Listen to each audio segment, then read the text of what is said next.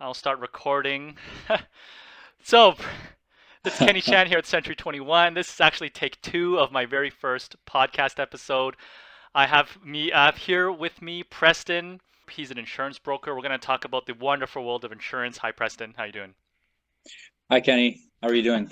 I'm good. I'm good. So, if everyone tuning in, we already had technical difficulties on my first episode, where the first 5 minutes, Preston wasn't even his audio wasn't even recording, and that's totally my fault. But we're gonna get right into it. Preston, my first question to you, and I'm hoping we have a nice dynamic conversation. I'm coming up with the questions as I go along. But the one thing I really want to know is what's, in my opinion, why, or at least what the public thinks, why is insurance so boring? Because at the end of the day, as a consumer, all I see in my insurance is I get a piece of paper, a letter from you guys saying my rate has gone up, pay more now, and that's it. And I haven't used any claims, and nothing's really changed. So what's the consumer missing here? So you saying that the insurance is boring, first of all, is totally catching me off guard. I could never imagine how insurance could be boring at all. But you know what? I think one of the reasons why someone might think my job is a little bit boring is because there's a lot of tedious stuff that goes on, right? I mean, if you think about it, um, how does insurance look to us, right? You get your renewal in the mail. You look at your renewal, and almost always your rate goes up. You call your insurance broker, and they shop for you, and they say, "Okay, this is the best price," or "This is the reason why your rate went up."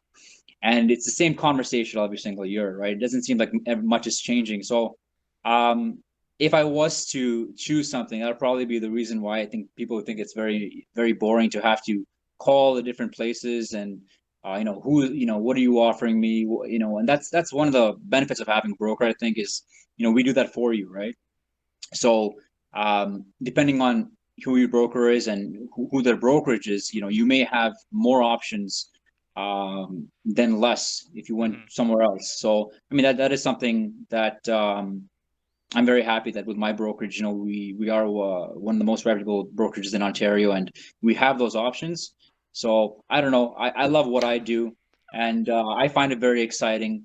I love it when a client calls me and says, "Hey, Preston, I've been shopping around, and I have not been able to get anyone that helps me." And Hmm. what I found in those particular situations is that one of three things. It's usually the brokers that the people they've been speaking to either don't have the resources available to them to help, like I said, or maybe they don't know how to help Sure. because the problem is very complex, or maybe they don't want to help, right? Because it takes a little extra time to solve that problem. But those are the clients that I love speaking to, and I love solving problems. So I So, find it amazing, very okay. exciting. Yeah, I mean, to each their own, right? I mean, I can't. I don't think I will ever be an insurance broker. I don't see the appeal of it, but I mean, everyone does what they like the most, right? So, Yeah. or whatever pays the bills at the same time, right? And if you like it, you've more power to you, right? So, speaking of insurance renewals, right? Because that's kind of what I see as a consumer the most personally. If as a homeowner and as a car driver, I have both those insurances, right? But if you were renting, you'd also have renter's insurance. But it seems like everything, or at least in the last several years, insurance policies or insurance prices seem to be going up. And so obviously, like a cynical person, not me, would say to you, Preston, what's up? Does your insurance company just need to make more money this year? Like, are you just making targets, profit increase every single year to look good in front of your shareholders and stuff? So like, what's going on? Like, what is not stopping insurance companies from increasing my insurance by like 20% next year, even though nothing necessarily has changed materially in terms of my driving record or whatever, right? Yeah, so starting off with a really good question. This is probably, if not the most common question I receive, when I'm talking to my clients is, you know, I I've been good this year. I haven't had a claim, I haven't had a ticket. I'm Yeah. getting older and wiser.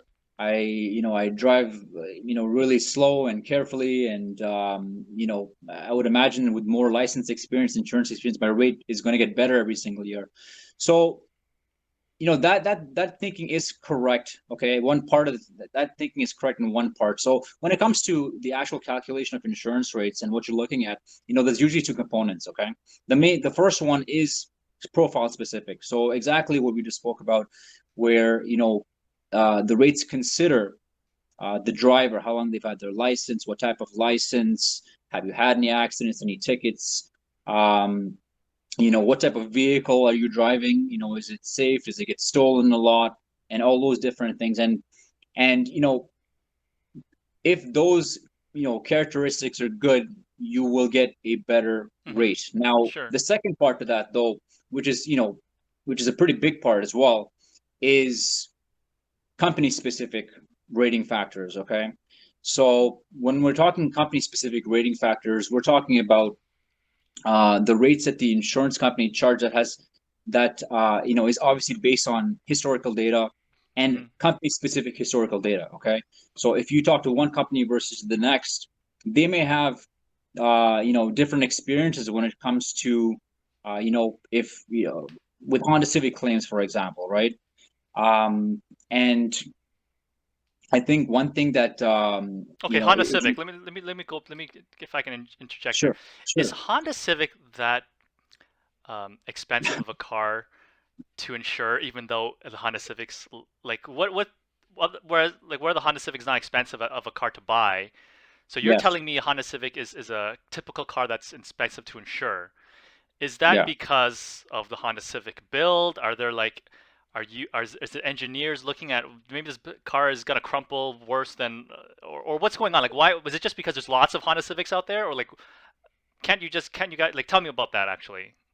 Yeah, well, you touched on a few important things, and when it comes to the actual type of vehicle and what the insurance rating groups for that vehicle, um, what do you call it, are being looked at. There are three major components you can look at, right? The first one is the collision component, which is what is the likelihood of this type of vehicle being involved in an accident. Or so if you think about this, you think about a Honda Civic, you see one, every 10 cars. Yeah, So just sure. by the, based on the law of numbers, the chances of that type of vehicle are gonna, being involved in an accident are very high. So this is actually what the numbers also show, right? So the Honda Civics do tend to be involved in more collisions, which means more claims paid out, more money. Another component is, what's the likelihood of this vehicle being stolen? Hmm. They're also looking at things like what's the likelihood of you being injured in an accident. So typically, if you have a vehicle that is safer, that particular rate group is lower for insurance premium consideration. So if you're looking at like an SUV versus a Hmm. sedan, the SUV is most likely going to be cheaper on insurance. Oh yeah, So okay. yeah, It why is that actually? I'm not making the connection between why a sedan like or small sedan like a Honda Civic is gonna be more expensive to insure than a larger one. So like okay, okay, so well, let me put two cars at you: Honda Civic sure, versus Toyota Rav4. Okay, so Toyota Rav4 is a pretty popular car. it is pretty Like popular. it's Yeah. pretty. It's if anything, I don't know if it's the number one selling SUV style in Canada, but it's. I want one, and I'm sure and I see a lot of them out there. So I'm trying to understand like why. So an SUV presumably is a little bit. Is it safer? Like I don't understand. Like is that why you're coming with this calculation? Is it less expensive to repair if there's a claim involved? Is the person driving an SUV likely to be more safe of a driver than the Honda Civic? Like what? Why don't you give me a little bit of rundown on that? Okay, well, you said a lot of stuff there that we can have a half an hour conversation each one of those topics, but we'll talk about the safety aspect because I think Sure. that's an important thing. So one of the main costs to the insurance industry is claims, right? And a lot, when you think about one of the things that affects the rates is from a claims perspective is injury claims, people getting involved in accidents, right? Hmm. When you get involved in an accident, you need to get fixed by the doctor. There's not really a way of quantifying how much it's going to cost because you don't know to what extent someone is injured. Sure. You may be okay one week, and the next 3 weeks down the road, you get some pain, and now you can't work, and that was a cost that is ongoing. So this is one part that is very, very expensive to the insurance companies. You also hear there's also still a problem with insurance fraud, and you hear about the clinics who kind of just they have their own little setup over there, and these are different things that will affect the insurance rates overall. So if you're looking at an SUV and you get involved in an accident, just due to the safety features, if you want to call that, versus the Honda Civics, SUV is a bigger car. Civic is obviously a smaller car. If you get involved in an accident between the two, you probably want to check on the guy in the Honda Civic, right? So I think the injury claims being paid out is very extensive, still to today, and the problem that persists. And that's to speak once again, just specifically to the safety component of the vehicle, in terms of how the rates are calculated for a specific vehicle. Right. So it sounds like there is some car specific thing that's unrelated necessarily to the number of cars out there, right? Because like we were saying earlier, It's a combination of all of them, combination of right? everything, right? Like Yeah, yeah. more Honda Civics out there, therefore um, more likely that one of those is going to get into an accident, Or um, stolen, or or people stolen can. because of the popularity or Exactly. something, right? But then also an SUV may be less expensive because an SUV maybe has certain safety components that are less likely to cause major damage to either the person or the car, right? Like that's what you're telling me, Yeah, yeah, right? that's Like not exactly just what it is. injury claim to the person, but also damage claim to the vehicle, maybe something like that, Yeah, yeah, exactly, right. I right? mean, and now, talking about even damage to the vehicle, um, the cost of repairing vehicles nowadays is completely different than it was even 5 years ago, Hmm. right? If you're looking at, I banged up my side mirror, about 5, 10 years ago, that would cost you like what, 300, 400 bucks. You just replace the mirror in the side and Hmm. the side mirror. Now it's costing like $1,000 because you got to Right. fix the sensor, you got to fix the heater, you got to fix the mirror, you got to fix that, S- blah blah blah. So Right. Right. that's another thing that's definitely affecting the price. So that also obviously affects the policy, right? Like as an end Yeah, consumer, these cars or vehicles are getting more complicated. Therefore, if there is a claim, the claim is going to be X number of times percentage more expensive than it was 5 years ago, or the trend seems to be going up because of the cost of components, labor, etc. Right? yes, So that factors into why my renewal might be more expensive, other than other things like my driving record or insurance fraud or all the other things, right? A million factors going into my policy, right? yeah. There's so many factors, and that's why we have the actuaries, right, all the Hmm. way up at the top calculating these numbers, because there are many components, right? Hmm. Now between company to company, they may rate certain components heavier than the others, but once again, these are all the individual specific differences, Hmm. and at the end of the day, these are kind of what determine what a company is charging you. Okay. And all of these rates, it might not be known that. And you said something earlier where you're like, are you just trying to make money, right? And I kind of, it's funny you say that, because a lot of the times when I'm having these conversations with my client, they forget the name of the insurance company, and it's not about Intact or Dominion or whatever it is. It's like, Preston, why are you increasing Yeah, my yeah. rates, right? What are you doing back there? What are you doing? How much Is money this are you one of the trying to random make? rooms in your mansion? Yeah, exactly, right. So, um, it's not about what do you call it? Just choosing an arbitrary number Hmm. and saying this year we want to make 10% more profit. Let's jack up everyone's rates. It doesn't work that way. These rates are regulated. They're fixed. They have to be approved by the regulatory board. And if an insurance company indeed does want to increase their rates, they do have to show Right. why they are doing that. And they then they will it'll be reviewed. They look at the numbers, they look at the statistics and the facts, and they see, okay, we had this many claims, this is how much you paid out, this is what we need to get back on track, so that we're operating in a profit and all that good stuff. So the rates are not just changed based on someone's opinion. There's a lot more to it, and it's a little more structured than that. But that being said, it kind of gives off the impression that, oh man, if these rates are set and we can't do anything about it, you feel kind of helpless. But that's not completely correct. Okay, you're not helpless, right? Hmm. Sometimes understanding once again the fact between companies, if you know one company is going to rate a certain factor heavier than the other, these differences are known by the broker. They should be known by the broker, right? And they know that based on your profile, based on where you're at, and your specific individual profile characteristics, this company A will be better for you than company B. That might be the difference in price that is going to save you some money. So does that kind of Yeah, touch on that? yeah, it does. So I wanna move off that topic a little bit because I feel like if anyone listening has a problem with their insurance, they should just talk to their agent about it, right? And Yeah, then I just mean, see like what's going on with that, right? But I want to pivot towards maybe some little disruptive technologies that are within the insurance industry. So we're focusing on car insurance right now. Maybe we'll move on to another industry in a bit, but sticking with car insurance, there's this devices, right? I think that you can install in your car, right? mhm, That it kind of monitors. I don't exactly understand it, but it yeah, you stick this device in your car. You have an app. It monitors how you're driving, maybe the acceleration, how fast you're starting, stopping, and it kind of an insurance company in the benefit to you as the end consumer is to lower your insurance rate. So can you give like a 30-second overview of what this program is? And then I'm going to tell you my opinion about it, and then you sure. tell me what might actually be the truth, okay?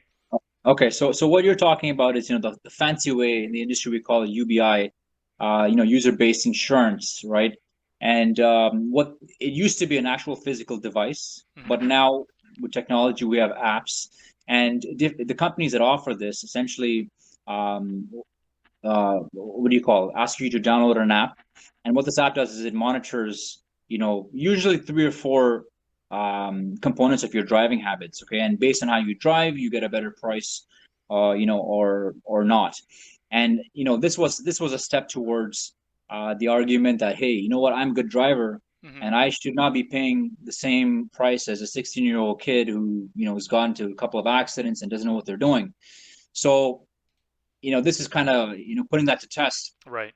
and the stats do kind of show that. So it's a good program, I think, for people who are in that category where they are careful drivers and they can save a little more extra money. Typically what the program does is it does vary from company to company, but typically they look at three main components of your driving habits. The first one being how fast do you accelerate, okay, Right. how fast do you decelerate, or how hard do you brake, and the third component being what time of day that you drive. So if you think about it, between, for example, 12 to 4 a.m. in the morning, you're not, it's not a good thing because that's typically where the drunk drivers come out. So they look at those particular driving Hmm. habits, and a lot of the companies, if not all of them that offer it, just by signing up, they'll give you about a 10% discount, okay, on your first year for trying this program. They usually have a probation period or a monitoring period, about 6 months, let's say even a year. And based on how you do in that time period, you can earn up to usually 25 to 30% discount Sure. on your renewal every single year, no questions asked. Now, one thing I do want to say specifically about that is it's not a full 25-30% off of your total premium. It's off of specific components of your premium, and certain coverages. Okay, so it's not an easy calculation, but Right. it's a great program if you're looking to save extra money. So I understand, and I'll kind of tell you my opinion about it. Sure. I guess from a consumer perspective, what I'd be worried about is what kind of tracking above and beyond those components, right? Yeah. And how it might affect my permanent record. Like your school's permanent record, that little Yeah. file that your principal has on you that says Kenny was a bad boy, and therefore he's you should watch out for him in the future. That's kind of, I don't know if that's been addressed by the industry in terms of privacy. Me going from one company to another, let's say, I use this UBI software with whatever Allstate, and then I switch over to, I don't know, TD or whatever. So how do you know anything about the whole privacy and permanence of your record driving? Because I know even Yeah. if you have a ticket, it kind of disappears off your record after 3 years or something like that, right? So how about not so great driving record? How does that affect my permanent record if there is one? Okay, so that's a good question. This is if not, the biggest concern, and a different way to ask the question would, that I get is, are they tracking my GPS information? Hmm. And if I get into an accident, what happens? Because, Sure. right? Because one of the concerns is if you get into an accident and the app has tracked that you were going at X speed over the speed limit, will it be held against me? Now, it's very important to note that this program was created and designed to reward. Hmm. Okay, it's not a penalty program. So the idea is if you're a good driver, you get the discount. If you're Okay. a terrible driver, you just don't get the discount. Sure. Okay, so specifically I've actually read the specific wording for a couple of companies. That probably was very boring. But if I was to do something, but I did it anyways just to see. And a lot of the companies, specifically in the wording, will state that this information that they gather cannot be used Hmm. in the event of an accident. So I think that's very important to note in terms of like GPS data and protecting privacy. This is a very this is pretty intimate information. Where are you going? And Oh, trust me. I think during COVID, no one's going anywhere interesting. yeah, I mean, hopefully, right? you're not really going to a lot of Stay at places home, unless guys. your job requires you to, right? Yeah, exactly. Right. So I mean, it's pretty intimate information in that sense where, but the fact remains the way they, for example, judge your speed is they are looking at the GPS information that's connected to your Right. phone, right? Have to, right? But a lot of the insurance companies, they take this very seriously, just the same, and they do, spend a lot of money, from what I understand, to protect that information, right? Cyber attacks are always possible, but the companies who are creating these programs are usually they're very like big brand names, right? You think, talking like Intact Insurance or, recently Dominion came on with a product or Bel Air. So I mean, there at this point in the game, this type of technology or program has been available for many years, right? So this is not, the second or third iteration. This is a derivative of many iterations and improvements. Hmm. And every time one company did it, before the other company did it, they kind of saw what was happening and they made it better. So I think at this point, I think it's fair to say that it shouldn't be a concern. No more than a concern than you using your phone on a regular basis and logging into, I don't want to say Facebook, but one of those apps that Sure. track your data. It's the same thing, I Yeah. I would say. mean, yeah. I'm not an IT guy, but Yeah. I that's mean, I that's think most people the disclaimer. Of nowadays with a phone should really have some idea that they are being tracked in some way, shape, or form, course, right? But yeah, it does. But using social media or whatever app doesn't typically have a direct impact on your expenses, right? Like your income, or not your income, but your day-to-day expenses, right? So in which case yes. this device does have an impact on your insurance policy. Okay, that's fine. I mean, I don't know how I feel about it yet. I'm still kind of thinking like, oh, you know what? How Yeah, much you get money that could I big brother save? feeling. No, I'm not. Totally. I'm not worried about that. I just don't know how it's going to affect your permanent record, right? Yeah. And I think you addressed some of those questions about what it can and cannot do, right? In case you switch companies or something like that. It's kind of like buying, health insurance. So if you're denied health insurance in one company, there's a pretty good chance you might get denied in another unless you have a broker or something helping you out. But let's just throw an example out there. Yeah.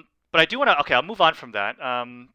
Now I'm gonna talk more about like futuristic stuff, like not futuristic, some stuff that's happening now that I Flying think. cars. Sorry, Flying flying cars? cars? No, not we're not. Well, we'll get there. We'll get there. But I'm talking about dash cams. Okay, Okay. so I have a dash cam that's recording the front of my car. How does a dash cam affect or not affect your insurance claims or insurance rates? Okay, good question. I mean, um, dashcams are very common now, right? Uh, I do get this question where, hey, you know what? In terms of safety features, I have a dash cam. Is it going to affect my premium? Now, the simple answer is no. It doesn't affect your Right. premium. You don't get a discount for that, right? When you're talking about security measure or safety features on a car, uh, you know, the VIN number of a vehicle will tell an insurance company all the safety features already included, and they take that into account. If you want to get a discount for safety features, it has to be something that is put in aftermarket, something like, I don't know, like an audible alarm, right? Aftermarket, or some other GPS tracking or something like that. But specifically with dash cams, it is a useful tool for claims. Okay. Okay, So because so simply okay. put, yeah. So simply put, you know, it's capturing what's actually happening, right? Right. So it's not even a question about he said, she said. This is about this is my version, this is their version, and then this is the truth, right? Yeah. So it's a useful tool. I strongly recommend it for a lot of my clients. I've used we've used that data for quite a number of occasions where an accident might be questioned about if it was their fault or not, but the dash cam said it all and kind of saved the day. So I recommend it. I think it's a good thing that you have it. Cool. Cool. I need to make sure it works because it's one of with those Yeah. dash cams. You just plug it in and you don't know if it's recording Drain or your not. battery. So I gotta Yeah. probably do a little of yearly maintenance and just make sure that dash cam is still actually works, right? Because SD cards can get corrupted. They can be full. They might not, rewrite over old data. Like you never know with these things, right? Yeah. Okay, cool, cool. So the next thing is mobile speed cameras. That's Okay. kind of I'm seeing a lot of cities, municipalities wanting to put mobile speed cameras. And just for the audience, my understanding of mobile speed cameras is basically just it's kind of like a red light camera, but just on the street monitoring to make sure you're not speeding in a residential zone where you might kill somebody, right? Or you will definitely kill somebody if you drive over that limit or something like that. So, what is that? Is mobile speed camera? Who's behind the push for that? Because I know a lot of consumers don't Yeah. like that, right? Because they're being monitored, or maybe they're put in places that don't really need them. So, what's going Yes. on there? Okay. So I can't really speak to, the what do you call the government side and their perspective on this whole thing. Um, I think the question here is if I get a ticket from these mobile cameras, is it going to affect my insurance? Is that kind of the question here? I mean, yeah, I'm sure you'll get a ticket, right? I mean, I'm sure it's going to Yeah. affect your insurance, but I'm thinking like, okay, so what if everyone has mobiles? Like, is the mobile speed camera being like, is it going to be more beneficial? Is it just going to help the insurance companies? Is it kind of like the cynical part of me Yeah. saying, well, you know what, the government or some group pushes to get a mobile speed camera in a specific area, more people are going to get tickets simply because there's more Yeah. cameras out, right? It's kind of like if you put a camera at a stop sign, I'm pretty sure a lot of people, definitely not me, roll through red stop signs, right? And so Yeah. if you're just going to put a camera at a stop sign and just constantly give tickets to people out who are rolling stop signs, once again, I definitely don't roll through any stop signs. Uh, Yeah. isn't that just going to cause everybody's insurance policy to go up? Because everyone's not technically being as safe as they possibly can be. And you kind of take Yeah. that and say, okay, now it's mobile speed cameras in this neighborhood, and then this neighborhood, and this neighborhood, and then they do stop signs, and then before you know it, everyone's getting tickets for everything, right? So I'm just trying to Yeah. understand, like, Rate going up again, right? everybody's going up again. Like, where's Yeah. the consumer? Like, how do you balance the safety of a society? Like, this is not maybe even Okay. beyond insurance policies, right? But the safety of society versus the detriment maybe to the consumer's bottom line. Yeah, I got you. So, first of all, I think that the program is great. I know that I don't know. I have no I'm just opinion on it saying right from now. I have no, I haven't looked at the numbers. I Sure. just know that for me personally, it changes my behavior. I see that sign and I slow the heck down and I'm driving the way I Yeah. should. But I think there's a huge misconception with how this program works and how it affects insurance because, in fact, it does not affect your insurance rate. Okay. Hmm. Because one of the main things is that the way these cameras work, and I don't know the exact specifics here, but what I understand is that let's just say you are going to the speed limit and it automatically generates a picture and a ticket. It Sure. gets sent to your address. One of the main arguments is that how do you know that the driver on this policy was the one in fact driving the vehicle? So for you to penalize this listed driver um, is maybe unfair. right? Okay. And then, you know, the cameras are missing the human component, right? There may be more information that maybe it's missing that you don't know about. So these type of tickets should not show up on your record. Okay, Oh, interesting. it's Yeah, something that that's is charged by the municipality, and it is charged to, yes, the vehicle owner, right? Because they run it by the plates. But because you cannot actually, with 100% hmm certainty, associate it with who is driving and whether indeed it was your listed driver, there's no way of actually having it right, being charged against.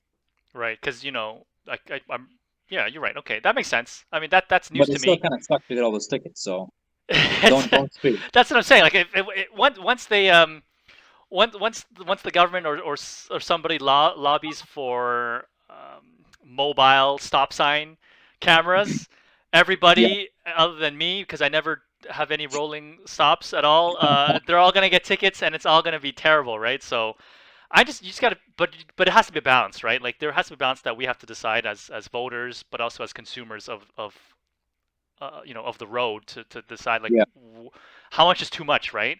And yes, that I guess that brings me really really well to the next question. Once again, what about technology, right, and how it affects the industry? So I do not I drive a Hyundai Elantra basic sedan. I did test drive a Tesla Model Y and a Tesla Model 3 at some point.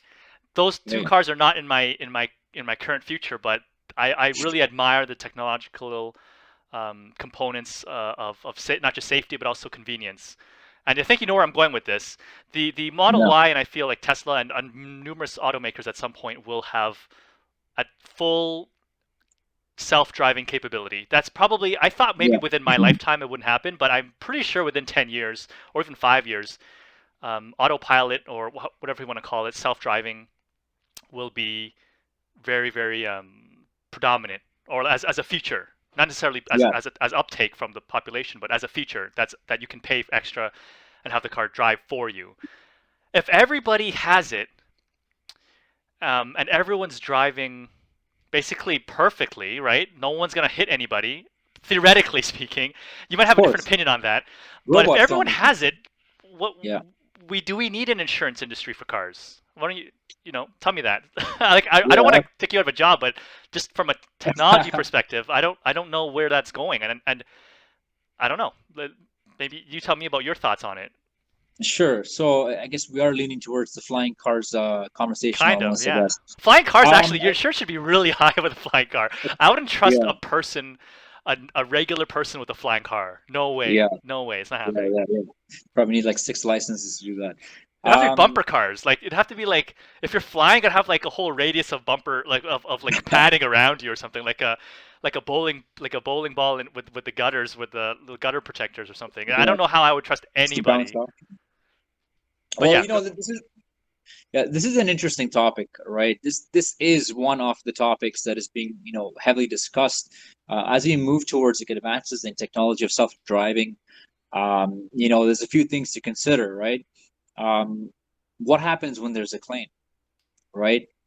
sure. If, Yeah. if this car is self-driving and it hits someone, and this is, it's happened before, Yeah, right? like someone could trip off the side of a sidewalk and the car doesn't detect it in time or something like that, right? Like Yeah, it's like anything, exactly. freak things can happen, right?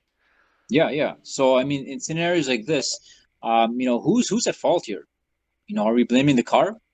Who do we, or do we blame the driver? And how is this going to affect? So, this is fairly new topic that's being discussed, but it is being discussed, and within the next 5 years, I can see that there will be some changes implemented. But currently there's no actual legislation in terms of how do we treat this from an insurance standpoint.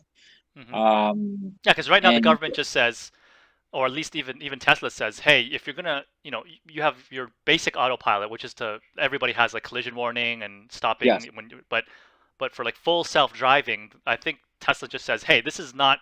You still gotta stay alert. You can't be yeah, you sleeping. can't fall asleep. You can't. And I see like there's people just complete idiots eating pizza in their self-driving Tesla. They're they're not even in the passenger, like they're not even in the driver's seat at some point. Like it's obviously ridiculous. Yeah, yeah. But I think, Watching their favorite YouTube show. Yeah, yeah, yeah, listening, hopefully not watching this podcast on their on their yeah, Model yeah. Y cruising down. But like the government, I think the government's opinion is, or a stance at this point is just, this is just a feature. You still need to be in control at all times, no matter what. But I do think at some point, like there's some point the technology will be so good Yes. that that maybe, maybe something changed. Like maybe there are There won't be significantly any less accidents, accidents. right? There Like won't be any accidents. There won't be any speeding issues, stuff like that.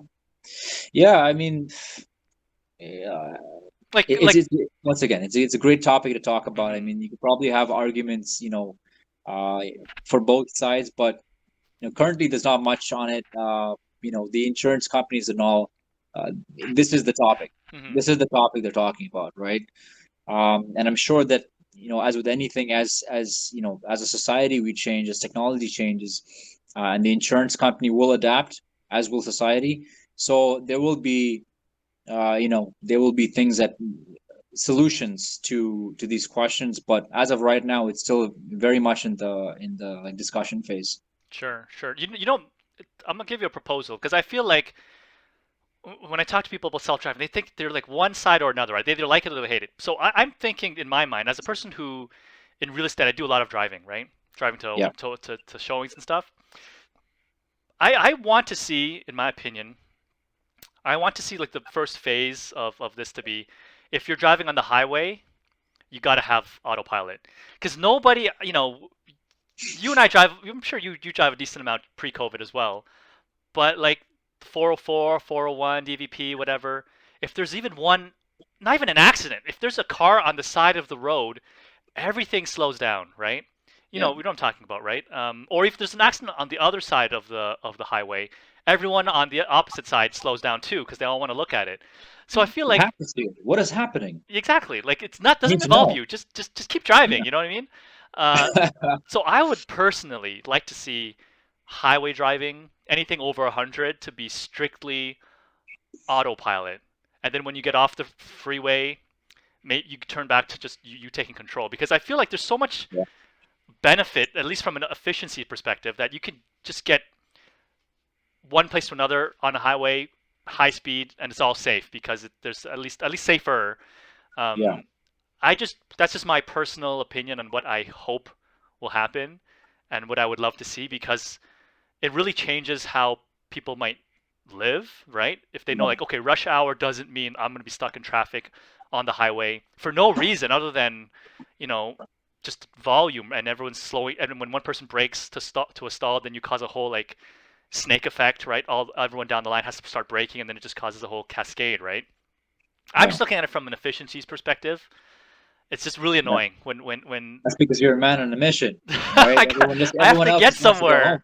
I have to get somewhere at a certain time. You know what I mean? Yeah. So I don't know. I feel like it would change how people live, where people choose to work, where people choose to buy their homes. Right? I'm not just looking from my own perspective, like a real estate perspective, Yeah. right?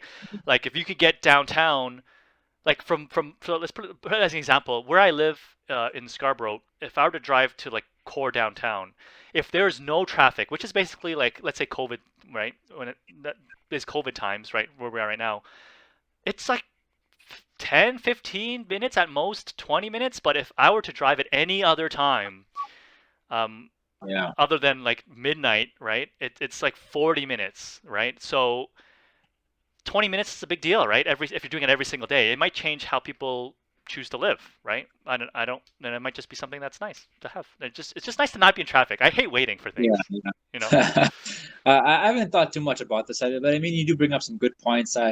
I just think that the group of people that's going to have the biggest problem with that are all the car enthusiasts, right? I know, I know. So We're gonna have to. you might get a few letters. I know. I think Okay. there will be some sort of compromise. I think there's still gonna be maybe areas of where you can. I know what you mean though. Like I've also driven, like let's say, like I've also driven late at night during the terrible times. Not drunk or anything, but I don't drink, but just late because of meetings or whatever, or Yeah. dinner, Close the and deal. it's just, and maybe you're alone in the car Okay. and it's dark, but it's quiet, and you have like a nice drive. Like that's maybe that's not car enthusiast because I'm not obviously driving a supercar or anything like that. But I can understand like the certain appeal of just driving by on a just driving by yourself, right? And just enjoying Yeah, the drive as opposed to feeling like you need to get to a destination. yeah. But I mean, I think we have tracks for the car enthusiasts. You know what I mean? Like just drive as fast as you want. On a track like that just goes in a circle. I'm cool with that. Just well, you don't have to take it you don't have to take it on the main road. Just do it somewhere else. Let me get to my appointment on time, right? Oh, well, that's why their insurance is so high, right? Because if they're driving your supercar, driving really fast to try to get to your appointment on time, that's when you go to Reddit and you see all those the subreddit idiots in cars or something, and you see all these people Yeah, driving supercars and not understanding like how quickly they can drive, right? yeah, yeah. Yeah. So, um, yeah, I think at this point, I was hoping that we would get a chance to talk about other insurance. I know we Okay. focused a lot on car insurance. I think for a good reason because car insurance is something that more people can understand than opposed to I think other areas of insurance you do. We obviously do property insurance, Yeah. commercial insurance, right? Any other insurance that you do besides that? I mean, travel Travel insurance, insurance. yeah, as well. Yeah, I think maybe someday, in another episode, we'll get to those other insurances. But I think for car insurance, we really spend a good amount of time, and I think that's good because car insurance everyone can understand, right? Yeah, I mean, the what? Yeah, usually when you think insurance, you automatically think car insurance, you Yeah, think expensive rates and etc. And especially if you're living like in Toronto or Brampton, you're especially thinking about the car insurance rates. So I because know, they tend I to be a know. little higher. Yeah, I lived in London for a little bit, and yeah, the insurance is so much cheaper there, or anywhere even more than an hour or 2 hours out of Toronto is a big difference. Was there now? I guess my last question to you before we wrap it up: Are there between mortgage, brokerages, how are they innovating, right? Like I don't really see much of a difference between one insurance company versus another insurance company in terms of car insurance. We'll stick to car insurance, okay? Okay, okay, Other than a few different rate like features in the policy and then the okay. price, right? And most consumers probably care only about the price. So, are there other innovations coming out of the car insurance companies? Like, is there anything coming down the pipeline that we as consumers should be aware of? Like you said, UBI is a program that's been around for a while, and Yes. pretty slow uptake. But is there any other? What else is down the pipeline when it comes to car insurance, or if there is any, right? Sure. So yeah, there are definitely some things available. The best thing that I can always advise is speak to your broker, right? They know that what the different insurance companies are offering, and they are different. Okay, there are some commonalities, but there are maybe some differences between the insurance companies. I think one of the misconceptions is every insurance company is the same. They're I not the mean, same, I just said that, right? right? I just Exactly, right? And that's one of the misconceptions is that, why does it matter that I go with Intact versus Dominion versus, someone else? And the main reason is because these different insurance companies have different appetites. Okay. So maybe they have like a target demographic that they really love insuring, right? Mhm. And if you're a high risk driver, for example, and you try to approach a low risk company, they're going to give you a really bad rate because they don't want your business, Mhm. right? Just say what it is, how it is. And the opposite also works. If you're a low risk driver, you try to go to a higher insurance, a company that's known to like high risk drivers. They're either going to give you a really bad rate or they are not able to help you. So these are the nuances between the companies that are important. So one thing that I like to do is when I talk to my clients, it's not just a quick conversation about, hey, what's your car, what's your license. I like to get to know you. What do Mhm. you do in your spare time, and what's your lifestyle look like? Are you gonna have a kid? Are you gonna, do you have kids? Are they leaving the house? Because some companies like very experienced drivers. Some companies will give the newer drivers a break, right? But Mhm. if you have a combination of two, one company might work better than the other. So that is important. That is important to know. And certain companies may give special discounts, like There's the winter tire discount available to Right. Yeah. everyone. I know U Some of companies T, might, like I think some insurance companies, like, oh, depending on where you graduated from, they yes, also yes, because they're all like, I don't know why they can't think a certain, where you graduated from really matters, but yeah, there's some random ones out there too, right? Like, yeah, like they'll give you a better price if you belong to a group. Yeah, exactly. yeah, Or another one is, where do you park your vehicle overnight? If you park it in a private driveway or garage versus if you park it in an open parking lot on the street, logic right, is right. One's it's one's safer to easier. park. So they'll give you a discount for parking it in a safer area. So Hmm. not every company offers all these different discounts, right? Or extra coverages like this protection for if you get into an accident, this protection for if you get a ticket. Not every company offers all these different things, but um, you know, if your profile has these characteristics available, you may be better off going with one company over the next, and Right. that would be the difference in saving money and getting the insurance you actually need versus Hmm. what you think you need. So, speaking of, you mentioned high risk, low risk, going to the right brokerage and stuff, right? So, why doesn't, and this idea just popped in my head, why doesn't every, or why doesn't any particular car insurance company just give you, like, give each of their consumers Yeah, a dash cam, right? That says just put this up because like you said, you actually, I wanted to go back to the dash cam thing because it just came to mind. Because when there's a claim, right? There's always like, what the insurance company doesn't want to pay, right? They want the other party to pay, right? Like, that's my yeah, understanding, right? It's not like no one's desperate to pay for the claim, right? So why doesn't, like, insurance, like company A give um all of their drivers, or a portion of their drivers, a dash cam, and then company B, they don't, right? And then those two drivers, hit each other, but A has yes, the dash cam, um, to prove what happened, and maybe that saves company A a lot of money.